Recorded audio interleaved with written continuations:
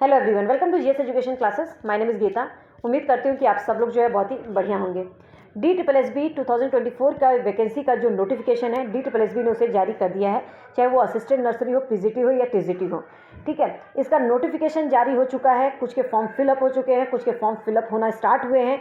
तो जाहिर सी बात है कि बहुत जल्द ही जो है DSSB इनके एग्ज़ाम की डेट भी रिलीज़ कर देगी।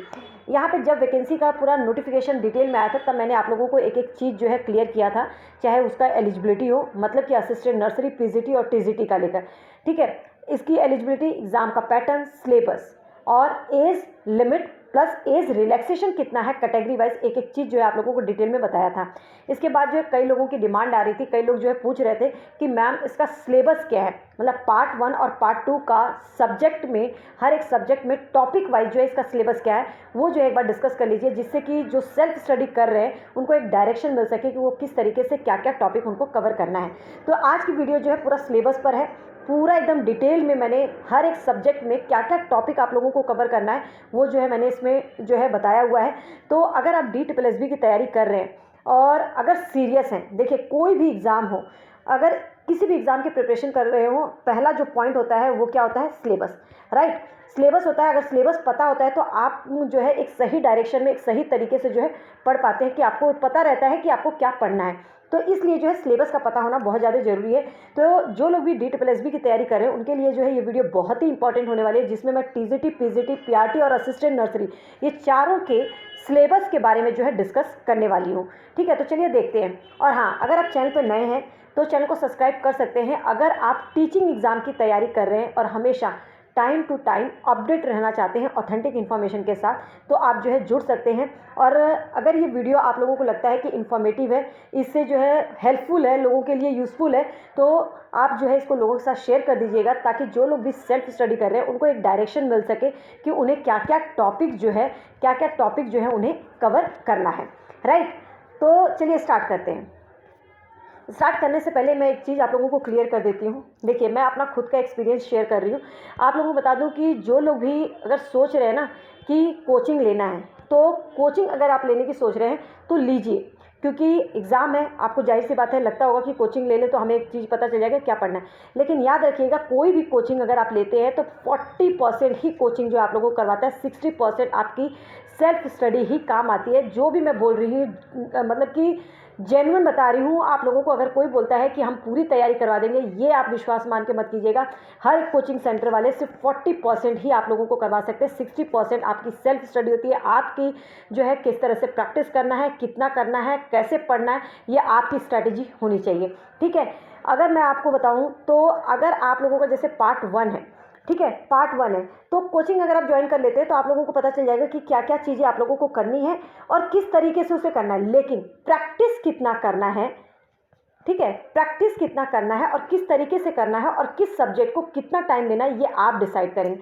तो मान के चलिएगा, अगर आप कोचिंग कर ले रहे हैं तो कोचिंग पे पूरा डिपेंडेंट मत रहिएगा। मैं अपना एक्सपीरियंस बता रही हूँ, यानी कि 2 घंटा कोचिंग पढ़ा उसी को आके पढ़ लें, नहीं, उससे एक्स्ट्रा आपको पढ़ना पड़ेगा, उससे आगे अलग हटके करना पड़ेगा। और मेनली जो पार्ट 2 वाला, जो पार्ट 2 है ना, जो आपका सब्जेक्टिव है, उसके लिए तो खासकर कोई भी कोचिंग सेंटर पूरा सिलेबस कंप्लीट नहीं करवाता है। ये मेरा खुद का एक्सपीरियंस रहा है। बाकी आप समझदार हैं, ठीक है। मैं तो आप लोगों को बस सिर्फ कोशिश रहती है कि एक सही गाइड कर सकूं, क्योंकि मेरे टाइम पर मुझे कोई गाइड करने वाला नहीं था। लेकिन आपके लिए मैं मतलब कि जो मेरे साथ हुआ है वही मैं बता रही हूँ कि आपको मैं यही बोल रही हूँ, पूरा डिपेंडेंट मत होना कोचिंग पर। कोचिंग अगर लेना चाहते तो ले सकते हैं, जिससे आपको एक आइडिया मिल सके, लेकिन पढ़ना आपको खुद है। ठीक है, तो चलिए ये सब तो रही बातें, अब देख लेते हैं। देखिए, एग्ज़ाम का जो पैटर्न है मैं ऑलरेडी आप लोगों को बता चुकी हूँ, 2 पार्ट में एग्ज़ाम होता है। राइट, अगर आप असिस्टेंट नर्सरी है, ठीक है, नर्सरी, टीजीटी और पीआरटी, ठीक है, इन तीनों की बात कर रही हूँ, असिस्टेंट नर्सरी, टीजीटी और पीआरटी की। पार्ट 1 जो है 100 मार्क्स का आता है, और पार्ट 2 जो है ये भी आपका 100 मार्क्स का आता है। ठीक है, पार्ट 1 में आपके 5 सब्जेक्ट होते हैं। पहला इंग्लिश, हिंदी, मैथ्स, रीजनिंग और जनरल अवेयरनेस। ठीक है, जनरल अवेयरनेस जो होता है, इसमें आपका करंट अफेयर्स भी आता है, जीएस भी आता है, आपका जो है DSSB, क्योंकि दिल्ली में होता है तो दिल्ली से रिलेटेड जो है कुछ नॉलेज होना चाहिए। ठीक है, तो सबसे पहले जो इंग्लिश होता है वो 20 मार्क्स का, हिंदी भी 20 मार्क्स का, मैथ्स भी 20 मार्क्स का, सॉरी रीजनिंग भी 20 मार्क्स का, और जीए जो है ये भी 20 मार्क्स का, टोटल 100 मार्क्स का आता है। पार्ट 2 भी आपका 100 मार्क्स का जो कि सब्जेक्टिव है। तो असिस्टेंट नर्सरी और पीआरटी के लिए तो आप लोगों को जो है जो आपकी साइकोलॉजी है, ठीक है, ठीक है, साइकोलॉजी वो आपको पढ़ना है। और टीजीटी में आपका जो भी सब्जेक्ट है लाइक एसएसटी हो गया, साइंस हो गया, मैथ्स हो गया, जो भी सब्जेक्ट है इसके लिए आपको एनसीईआरटी फॉलो करना है। याद रखिएगा 6 to 10th की एनसीईआरटी एकदम अच्छे से आप लोगों को करना है अगर आप इसे क्लियर करना चाहते हो तो। नहीं तो हो सकता है टीजीटी अगर आप कर रहे हैं ना तो 12th तक की एनसीईआरटी, क्योंकि जो टीजीटी है वो 6 to 12th की आपकी एनसीईआरटी, चाहे एसएसटी हो, मैथ्स हो, साइंस हो, ठीक है। अब इसको जो है आपको अच्छे से कवर करना है, तब जाके कहीं आप कर पाएंगे, चाहे हिंदी हो या इंग्लिश हो, किसी के लिए भी एनसीईआरटी आपको जो है फॉलो करना है। अब हम बात करते हैं पार्ट 1 में। अगर मैं पार्ट 1 की बात करती हूँ, देखिए एक चीज़ तो मैं भूल ही गई पीजीटी की। जो पीजीटी वाले कैंडिडेट हैं, पार्ट 1 जो है ना, पार्ट 1 ये चाहे पीजीटी हो, टीजीटी हो या पीआरटी हो या नर्सरी हो, ये सब में सेम रहता है, 100 मार्क्स का आता है। लेकिन पीजीटी के लिए जो है सब्जेक्ट जो होता है 200 मार्क्स का हो जाता है, बस इतना सा डिफरेंस है, सब्जेक्टिव होता है, ठीक है। अब हम बात करते हैं सिलेबस का। देखिए अगर आप इंग्लिश की तैयारी कर रहे हैं और अगर आप सेल्फ स्टडी कर रहे हैं, अगर आपको लगता है कि आप सेल्फ स्टडी से निकाल लें, तो पहले इन टॉपिक को जो है आपको कवर करना है। अब ये टॉपिक को नहीं है कि आपको नाउन से क्वेश्चंस आ जाएंगे, नहीं, ये क्वेश्चंस कैसे आते हैं आपको ट्रायल एंड एरर, ठीक है, मतलब कि फाइंड करना होता है कौन सा गलत है या तो फिल करना होगा, इस तरीके से जो है आप लोगों, इसके लिए जो है आप एक प्रैक्टिस की बुक ले लीजिएगा, लेकिन इन कॉन्सेप्ट को जो है अपना क्लियर कर लीजिएगा। जैसे कि इंग्लिश में आपको नाउन पता होना चाहिए, प्रोनाउन, एडजेक्टिव, वर्ब, ठीक है, एडवर्ब, प्रेपोजिशन, आर्टिकल्स, ठीक है, ए एंड द। वैसे तो सुनने में बड़ा आसान लगता है, लेकिन इसका जो यूज़ है ना, ए एंड द, आप जब पढ़ने बैठेंगे ना तो इसका बहुत ही ब्रॉड है। मतलब सिलेबस अगर मैं बात करूँ DSSB की, सिलेबस बहुत ब्रॉड है, मुझे तो यही लगता है, बाकी आप लोग खुद देख लीजिएगा। टेंस आपको पढ़ना है, voice, active voice, passive voice, इससे भी आते हैं question, direct, indirect speech, direct और इनडायरेक्ट स्पीच, क्वेश्चन टैग आता है, मोडाल्स आता है, नरेशंस आते हैं, इडियम्स एंड फ्रेजेस आते हैं, ठीक है। तो ये तरह से जो है आप लोगों का ये पूरे टॉपिक जो है आप लोगों को कवर करना है इंग्लिश में। उम्मीद करती हूँ इसका स्क्रीनशॉट ले लीजिएगा, और अगर आपको ये टॉपिक आपने अपने कॉन्सेप्ट क्लियर कर लिया ना, तो फिर इसके बाद जो है इसकी प्रैक्टिस कीजिएगा। प्रैक्टिस कैसे, अगर आप लोगों को ये भी समझ में नहीं आता ना, तो आप मेरे साथ टेलीग्राम पे जुड़ जाइए। मैं इसके जो है आप लोगों को कुछ ना वो भेज दूँगी, मतलब कि कुछ फिल इन द ब्लैंक के किस टाइप के क्वेश्चंस आते हैं वो आप लोगों को मैं भेज दूँगी, तो उससे जो है आप लोगों को एक हेल्प मिल जाएगा कि क्वेश्चंस किस तरह से आते हैं इसके, ठीक है। अगर हिंदी की बात करूँ, क्रिया आएगा, वाच्य आएगा, काल, शब्द विचार, शुद्ध वाक्य, संधि, समास, उपसर्ग, प्रत्यय, संज्ञा और वर्णमाला। अब ये भी आपका सेम वैसे ही आपका पैराग्राफ भी आता है, पैराग्राफ के रिलेट करके भी क्वेश्चन से पूछ दिए जा सकते हैं। या जैसे कि शुद्ध अशुद्ध सुनने में कितना आसान लगता है, लेकिन जब करने बैठते हैं तो कोई वर्ड हमें पता ही नहीं चलता, ठीक है। तो इनको जो है बहुत ही अच्छे से आपको करना है इन टॉपिक को, क्योंकि 20 मार्क्स का हर एक सब्जेक्ट है, तो आपको उतना ही टाइम देना पड़ेगा। आप देख लीजिए कि आपको कौन सा सब्जेक्ट बहुत ही इजी लगता है, उसमें थोड़ा अपना टाइम अपना डिवाइड कर सकते हैं। कौन सा आप बहुत ही ज़्यादा टाइम लेता है, जैसे मैथ्स में बहुत टाइम लेता है, जैसे मेरे लिए मैथ्स बहुत ज़्यादा हो जाता है तो बहुत टाइम लेता था, तो आपको इस पर जो है बहुत ज़्यादा फोकस करना पड़ेगा। बाकी देखिए सबका अंडरस्टैंडिंग लेवल अलग अलग है, बहुत सारे लोग जो है एक बार पढ़ेंगे और हो जाता है। कई लोगों के साथ एग्ज़ाम फोबिया है, मैं अपना बता रही हूँ, मुझे एग्ज़ाम फोबिया बहुत है, मुझे आते हुए भी क्वेश्चन जो है एग्जामिनेशन हॉल में जो है प्रॉब्लम मतलब कि हो जाती है, ठीक है। तो यहाँ पे जो है मैं यही कोशिश करती रहती हूँ कि वो प्रॉब्लम जो है मैंने जो फेस मैं करती हूँ वो आप लोग जो है ना फेस करें। तो बस मैं जस्ट अपना एक्सपीरियंस शेयर करती हूँ। सब ज़रूरी नहीं कि गलतियाँ करके सीखें, दूसरे की गलतियों से भी अगर हम सीख जाते हैं ना तो हम वो गलती करने से बच जाते हैं और हमारा टाइम कम लगता है, ठीक है। देखिए अगर मैथ्स की बात करूँ तो नंबर सिस्टम आप लोगों को पढ़ना है, LCM SCF हर टाइप के, LCM SCF के क्वेश्चंस जो है हर टाइप के, ठीक है।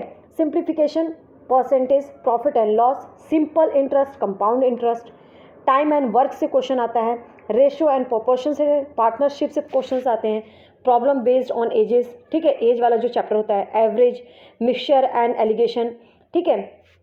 आगे टाइम, स्पीड एंड डिस्टेंस से क्वेश्चन आता है, बोट एंड स्ट्रीम से क्वेश्चन आते हैं, problem based on train, basic calculation, square and क्या बोलते हैं ये वो होता है ना स्क्वायर एंड स्क्वायर रूट, इससे भी क्वेश्चन आता है। अब ये बहुत ही इजी क्वेश्चन ही होते हैं, इसको थोड़ा सा समझने, मतलब यही सब अगर आप कोचिंग ले लेंगे ना तो आपको एक आइडिया मिल जाएगा, और उसके बाद जो है आप अपनी प्रैक्टिस जो है आपको खुद करना है, ठीक है। तो 40% ही कोचिंग करवाता है, लेकिन हाँ अगर ले लेते हैं तो आपको एक आइडिया मिल जाएगा। अभी तो इसका एग्जाम की डेट भी नहीं आई है तो आप लोगों, लेकिन पूरी तरह से उस पर डिपेंडेंट मत रहिएगा, अपने से प्रैक्टिस जरूर कीजिएगा, शॉर्ट्स एंड इंडिसेस, ठीक है।